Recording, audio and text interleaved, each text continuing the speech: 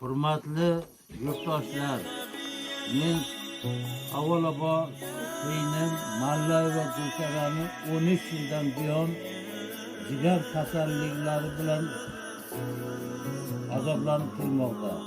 Mana shu 13 yil davomida tuman, Boysun tumanini, Surxondaryo viloyati balinsalarida, respublikamizning balinsalarida, shifoxonalarida har xil davolanish xizmatlari bilan yuribdi. Mana shu qog'ozlarda uning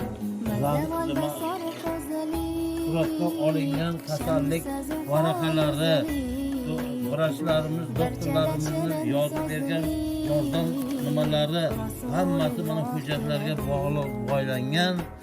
13 yildan beri mana shu kasal bilan azoblanib kelmoqda. Hurmatli yurtdoshlar, 13 yilda davolangan maqsadda bor butidan hamma xarajatlari ketdi. Hozirgi paytda jigar ko'chirish vaqtida mablag'i yetmay, iloji yetmay yotibdi. Hurmatli yurtdoshlar, hurmatli musulmon insonlar, ulardan iltimos qilib so'rayman, qo'llaringdan kelguncha, iloji boricha odamiylik burchini bajarib yordam qilishlaringizni so'rayman. Alloh ularga madad bersin, quvvat bersin.